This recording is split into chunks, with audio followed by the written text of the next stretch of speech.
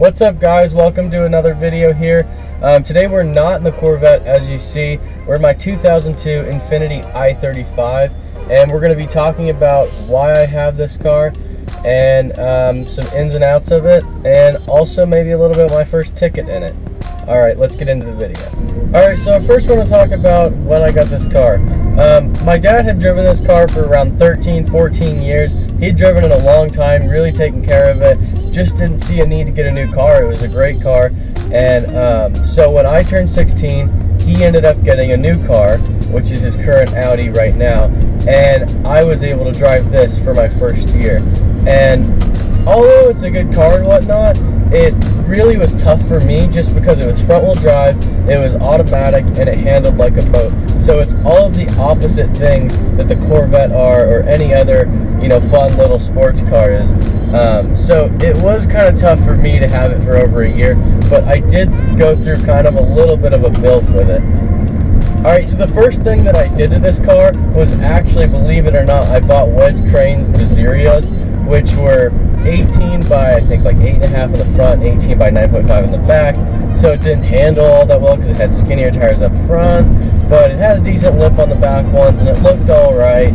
I'll try to put a picture of it up on the screen, but it wasn't lowered, so it was a stock ride height, so it actually had a little bit of positive camber, so it just did not handle that well. The tires on it were like shitty $80 tires, and I just went through a little bit of a trying to modify stage with that car. They were nice wheels. I paid $1,500 for them on Craigslist, and a year later when I sold, not even a year later, I sold them like 8 months later, and I sold them for $1,500. So I didn't lose a dime on the process. So I basically drove on free tires for a few thousand miles, but I got this car with 99,000 miles on it, 99,800 or whatever, and that's actually extremely low for a 2002 that's like more of a normal kind of daily driver car. You usually see that on higher end cars or sports cars. People don't drive them that much, like the Corvette or anything else like that. But yeah, so it only had 99,000 miles on it, really well taken care of, and here we are today.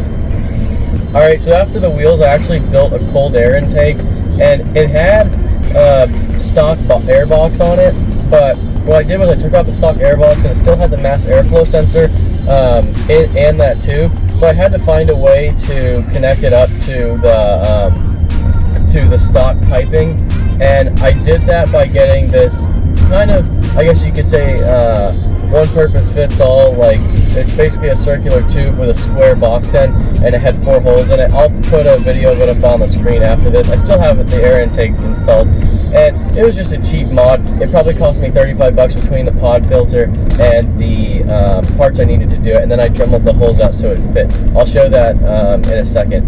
And the air filter really picked up the performance of the car. I mean, I say really, I probably just feel it a little bit. You definitely lose a little bottom end when you take away, when you give the car more airflow, but the top end was significantly better. And that was kind of fun for me. I enjoyed that.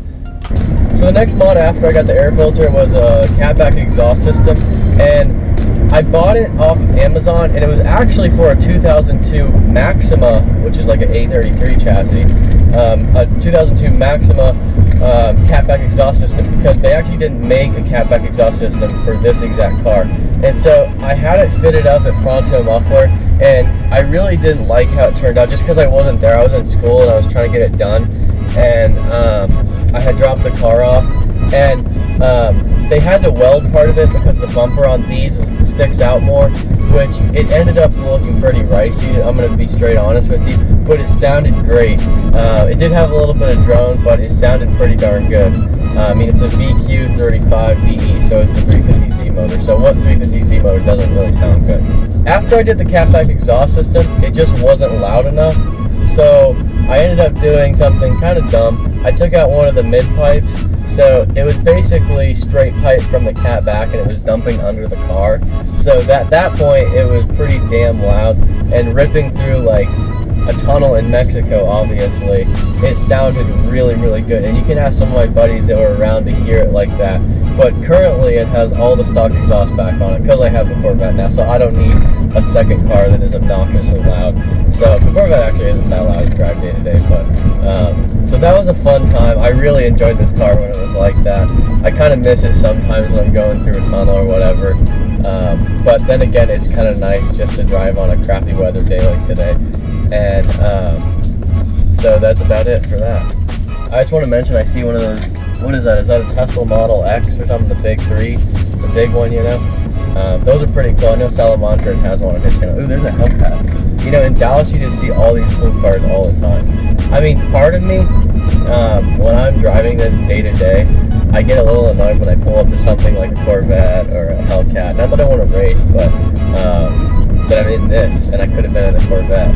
So that's just one of those silly things. Since I started driving this car in April of 2015, I have put around, Jesus Christ. Since April of 2015, I put around 8,500 miles on this, which doesn't seem like a lot. I don't drive a whole lot, but since I got the Corvette in March, I haven't been putting that many miles on it. So I drove this car for a whole year, over a year, around a whole year, and then I got the Corvette. So I felt like, and I didn't have any tickets, any accidents, or any casualties or whatnot, any run-ins with cops in this car. So before I got the Corvette, I did get a ticket in this after I got the Corvette, which kind of pissed me off, because, you know, if I'm in the Corvette and I'm going too fast and he pulls me over, I'm going to be like, write it up, or I was doing something stupid, right? But if I got a ticket in this, I was pretty genuinely pissed. So I'll bring that up in a later video, but that's all for today.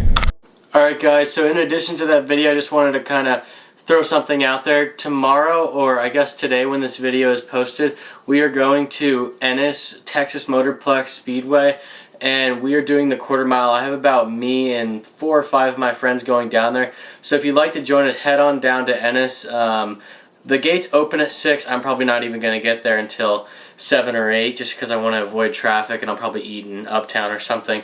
But yeah, we're heading out there, and I think it'd be a lot of fun to see some of you guys out there. Alright guys, take it easy. See ya.